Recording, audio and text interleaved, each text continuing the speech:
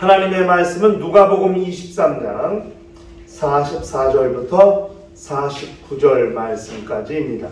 누가복음 23장 44절부터 49절 말씀까지입니다. 찾으셨으면 한 절 한 절씩 교독을 하시겠습니다.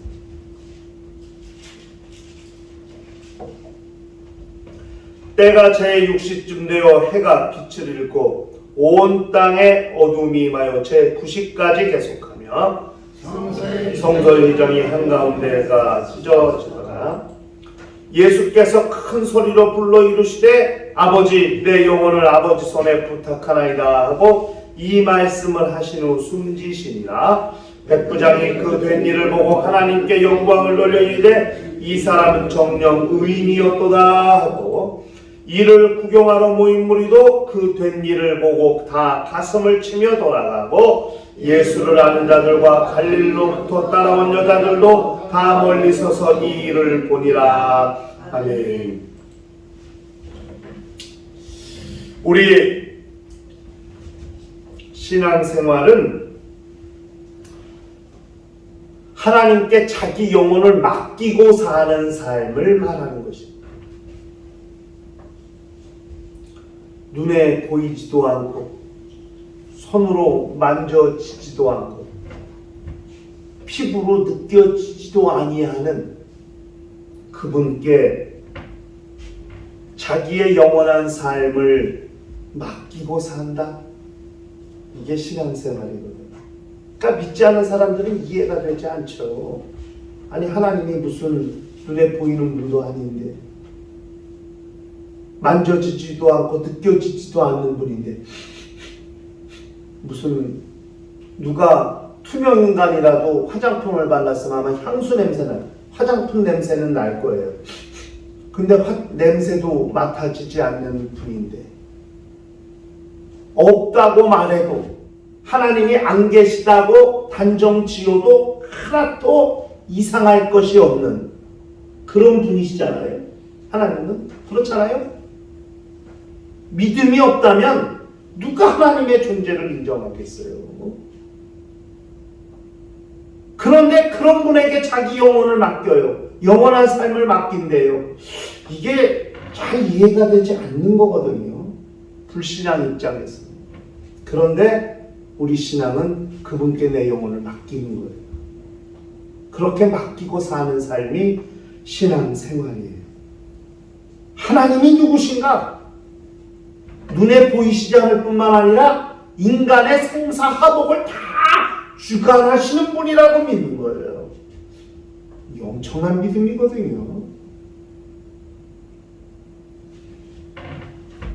요즘 이 맡긴다는 것이 이렇게 녹록지 않은 세상입니다.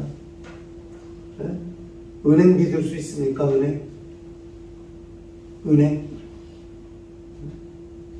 은행을 믿고 돈 맡겨놨더니 하루아침에 은행이 굳어나가지고 맡겨놓은 예금이 다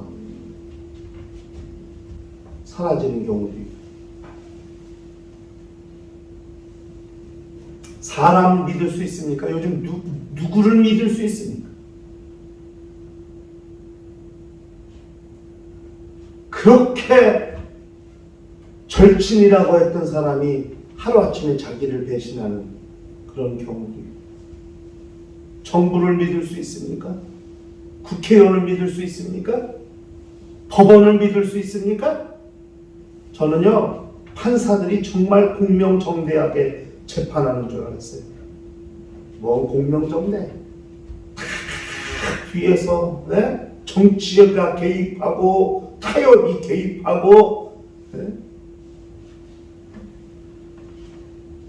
저는 직접 들은 거니까요. 판사들한테 돈을 줬다는 거예요. 근데 직접 들은 거니까 돈 준 사람한테. 이게 뭔 얘기인가? 알았어, 처음에 이게 무슨 얘기지? 판사가 왜 돈을 받지? 돈을 줬다는 거예요. 법을 명목 삼아서 자기들이 법과 양심에 따라 재판하는 게 아닙니다. 믿을 수 없습니다. 요즘 한창 시끄러운 정부의 한 기관이 있죠. 뭘 믿을 수 있습니까? 아니 그렇게 이건 뭐 집안 잔치지 뭐 다 아는 사람 사촌 형 뭐 다 채용하고 이게 무슨 공공기관이에요. 가족기관이에요. 믿을 수 없습니다. 뭐가 진실인지 뭐가 사실인지 모르겠어요. 가짜 뉴스들이 많이 나오니까 이게 진짜 진실인지 사실인지 정말 나오는 뉴스의 대다수가 다 가짜 뉴스인 것 같은 다 믿고 싶지 않은 이런 현실을 맞닥뜨리고 있습니다. 그냥 보는 건 선동하는 세력하고 선동당하는 세력 이 두 세력만 있는 것 같아요. 어떻게든 자기들의 저기를 주장할 설득하려고 선동하고 그 선동에 휘말려서 좌우로 나눠져 가지고서 진짜 걱정입니다. 걱정. 누구를 믿어야 될지 무슨 말을 믿어야 할지 잘 모르겠습니다. 이런 혼돈의 세상 가운데 과연 우리는 누구를 믿고 살 것인가? 우리의 마음을, 우리의 신뢰를 누구에게 맡길 것인가?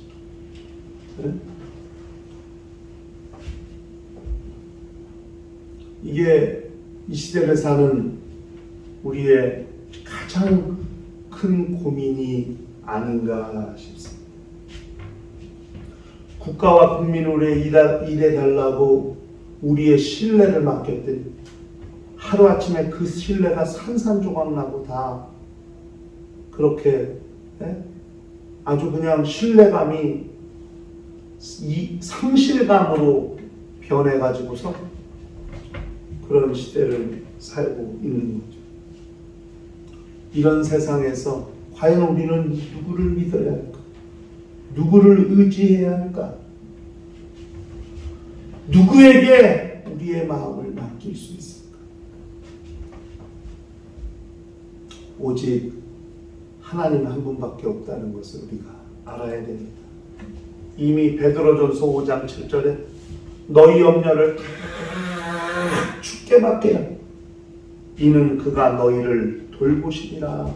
이렇게 말씀했습니다. 맡기라는 거예요, 주님께. 그가 너희를 돌보시리라. 이렇게 성경은 이야기하고 있습니다. 하나님이 누구십니까? 하나님은 변치 않는 분이시라고 그렇게 말씀했습니다. 하나님의 말씀은 1.1핵이라도 변하지 않는다고 성경은 그렇게 말씀했습니다. 천지는 변해도 내 말은 변하지 않는다고 주님이 그렇게 말씀하셨습니다. 변치 아니하시는 그분의 약속이 변치 아니하고 그분의 말씀이 변하지 않기 때문에 우리는 그분의 약속을 믿고 그분의 말씀을 의지할 수 있다는 것을 우리가 잘 알아야 돼요. 매우 중요한 겁니다. 정말 오직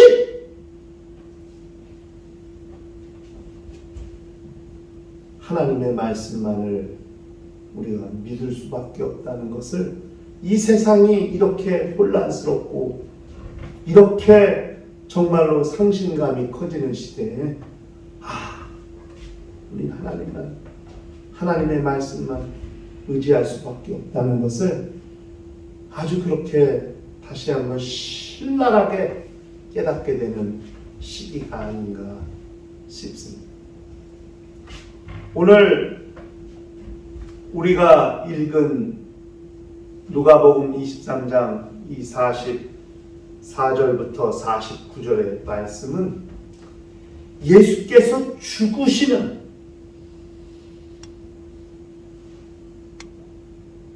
장면을 기록하고 있는 내용입니다. 죽으시면서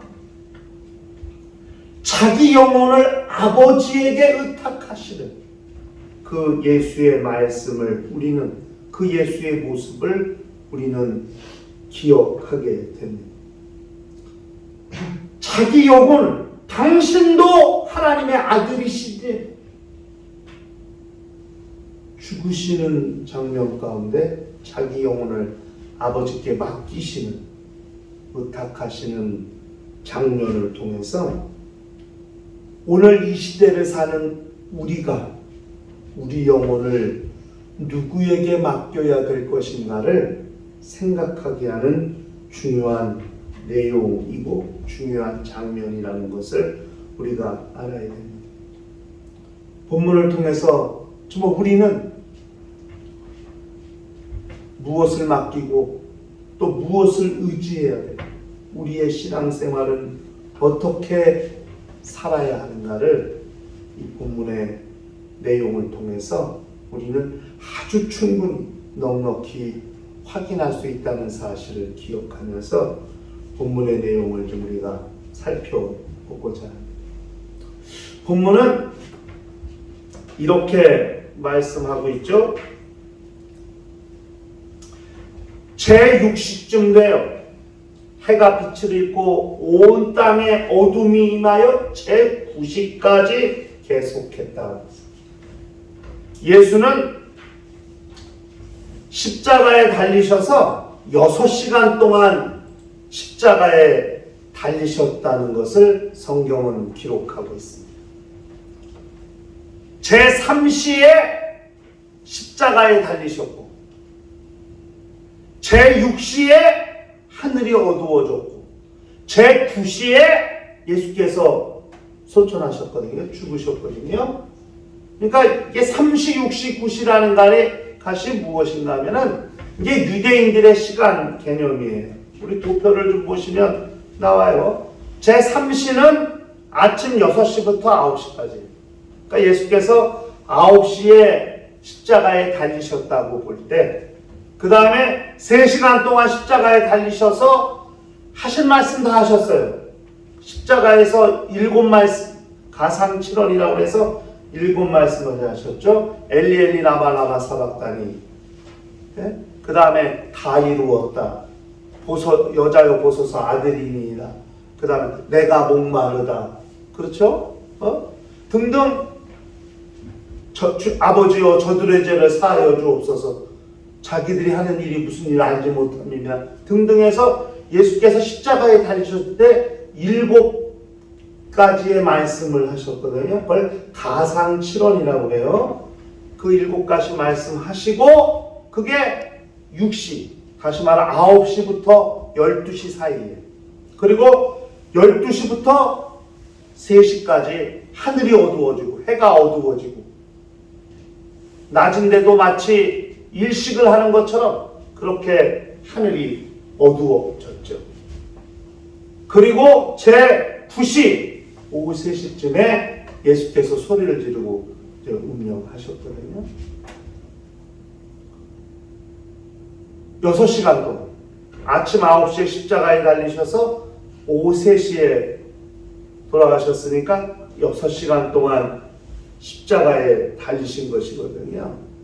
왜 이렇게 시간을 디테일하게 예수께서 달리신 시간, 또 십자가에 계셨던 시간, 하늘이 어두워지고 3시간 동안, 그 다음에 아버지여 내 영혼을 당신께 의탁하나이다, 그리고 예수께서 숨지신 시간까지 이렇게 시간을 정확하게 기록하고 있냐 하면은, 예수는 죄인으로서 십자가에서 죽으셨다는 사실을 드러내는 거랍니다.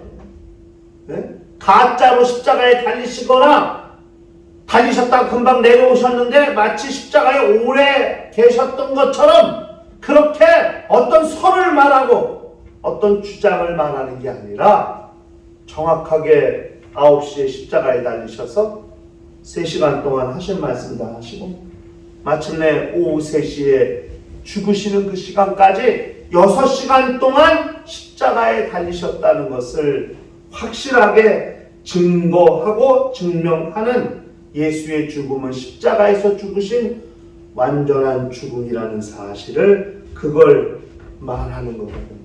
하나님의 아들이시지만은 그가 십자가에 죽으셨다는 것이 진실이고 사실이라는 사실을 증거해 주심으로써 우리가 하나님이 하시는 일을 알고 믿고 의지할 수 있도록 그렇게 함으로써 하나님은 진정 우리의 영혼을 맡길 수 있는 분이라는 사실을 증거하고 있는 거예요.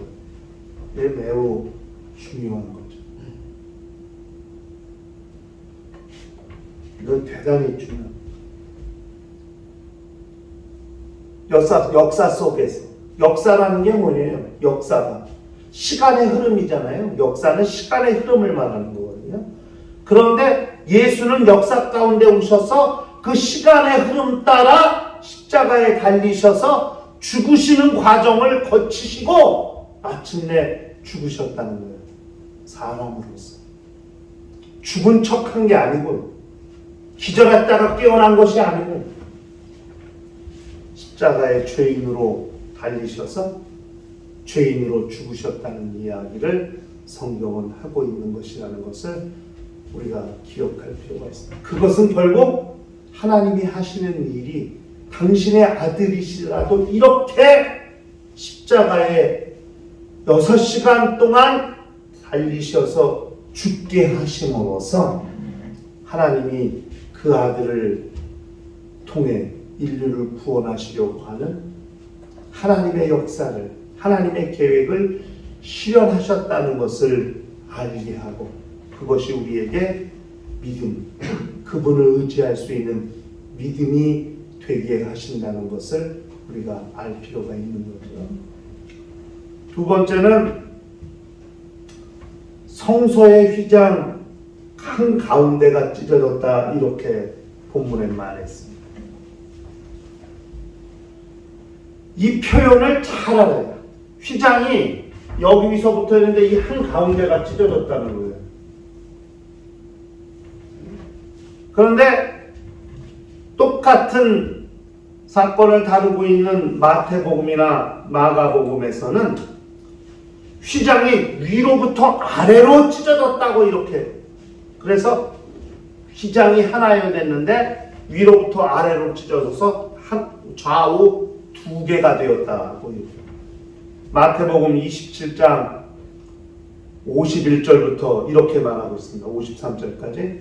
이에 성소 휘장이 위로부터 아래까지 찢어져 둘이 되고 땅이 진동하며 바위가 터지고 무덤들이 열리며 자던 성도의 몸이 많이 일어나되 예수의 부활 후에 그들이 무덤에서 나와서 거룩한 성에 들어가 많은 사람에게 보이니라. 성소 휘장이 위로부터 아래로 찢어져 둘이 되었다. 마가복음 15장 38절에는 이에 성소 휘장이 위로부터 아래까지 찢어져 둘이 되니라. 위로부터 아래까지 찢어져 둘이 되니라. 밑에서부터 양쪽에서 잡아당겨왔고 아래서부터 위로 찢어진 게 아니에요. 위로부터 아래로 찢어졌다고 성경은. 이게 왜 중요한지 아십니까? 이 성전 휘장이 찢어진 것을 성경이 기록하고 있는 이유를 알아야 돼요. 이건 매우 중요한 이유인데 그게 뭐냐면 예수께서 당신의 죽음으로 하나님과 인간 사이에 막혔던 담을 헐어버리신 거거든요.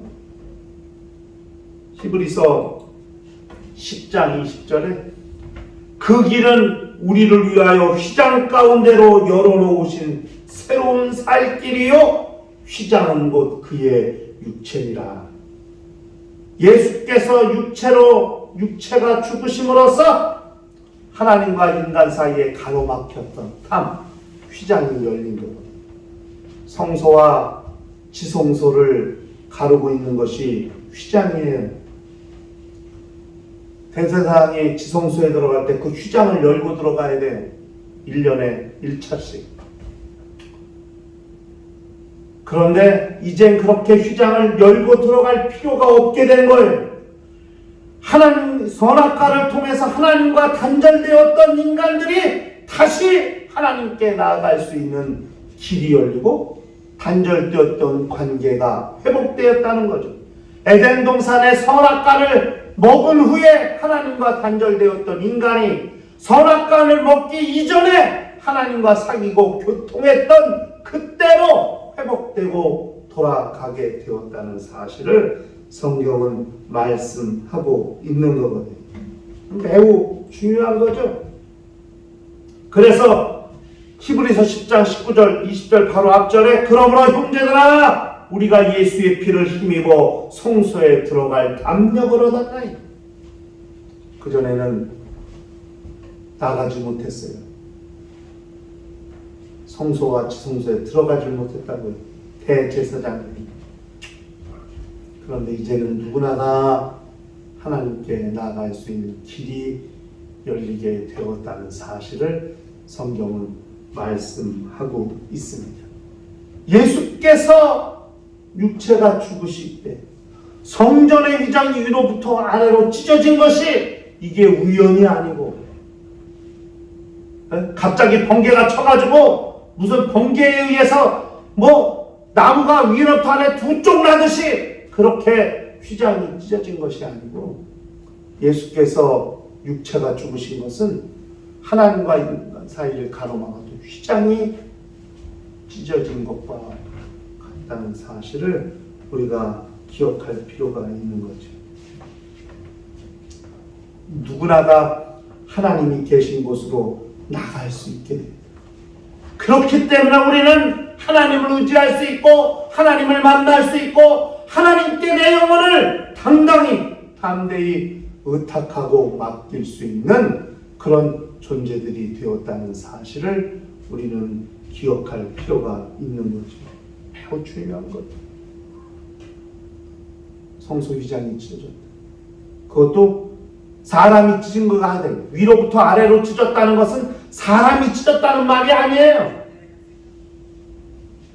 그것은 하나님이 그렇게 아들의 죽음과 함께 성소의 휘장을 위로부터 아래로 찢어 주심으로써 이제는 누구나 다 하나님과 단절되었던 인간이 하나님과의 관계가 회복되었다는 사실을 하나님께서 성소의 휘장을 찢으심으로써 우리에게 알게 하시고 드러내 주셨다는 사실을 우리가 기억할 필요가 있는 거예요.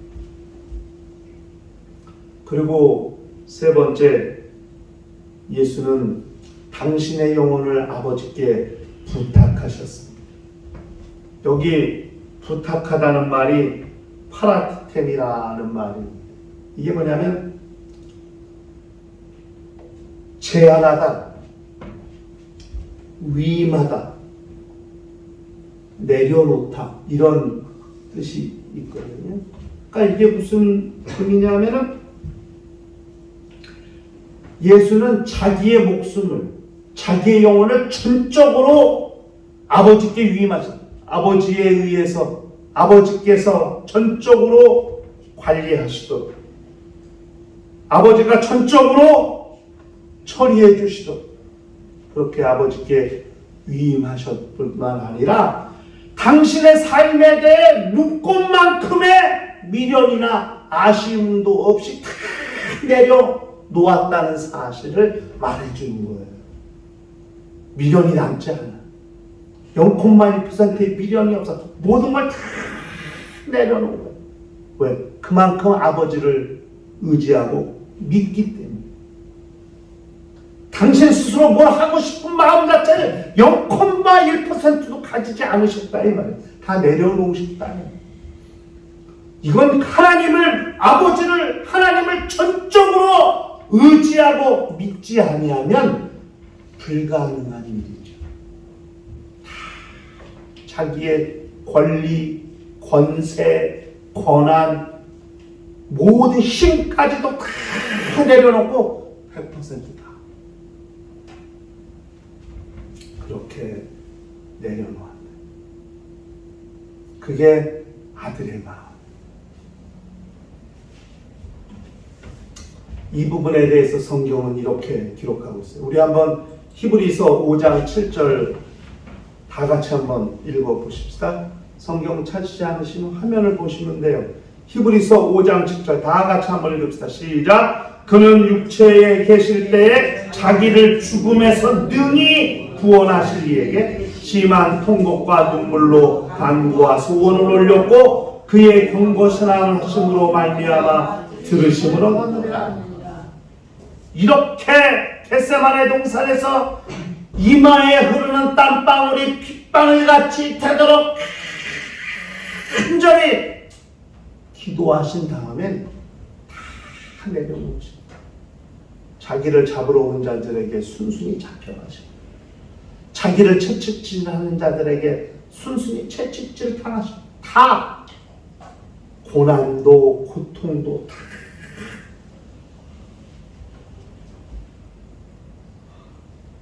도살장으로 끌려가는 양같이 맹수 앞에 어린 짐승같이 다 내려놓고 이젠 자기가 하고 싶은 것, 자기가 할 수 있는 것 모든 권한이나 권리를 행사하지 아니하시고 예수께서 베드로에게 말씀했죠. 내가 12영도 더 되는 걸 하나님께 간구해서 그 12영도 더 되는 천사들을 동원할 수 없겠냐? 그 만약에 그렇게 한다면 어떻게 하나님의 일이 이루어지겠느냐? 또 하시는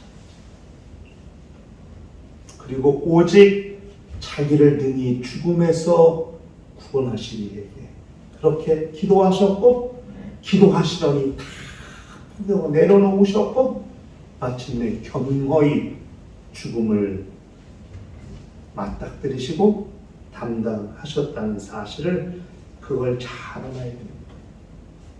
맡긴다는 것, 의지한다는 것, 무엇을 말할까? 예수께서 하의 모범으로 보여주신 것. 맡긴다는 건 이렇게 맡기는 것. 기도는 뭐 엄청 하죠. 정말 이마에 흐르는 땀방울이 핏방울 되기까지 간절히 아버지께 이 자리 내게서 지나가게 하옵소서. 네? 내 원대로 나오시고 아버지의 원대로 되기로 간절히 기도하지만 기도한 다음에 모든 선택은 내가 아니요 저분께 있다. 이게 맡기는 거예요. 아들은 아버지께 그렇게 맡기셨고 자기 영혼을 그렇게 의탁하셨다는 거죠. 하나님을 신뢰한다는 것, 하나님을 의지한다는 것, 하나님을 사랑한다는 것, 그것이 무엇인가? 예수께서 십자가상에 죽으실 때에 우리에게 보여주셨습니다. 내 영혼을 아버지 손에 부탁합니다. 다 맡깁니다. 이젠 아버지 마음대로, 아버지가 원하시는 대로 하옵소서.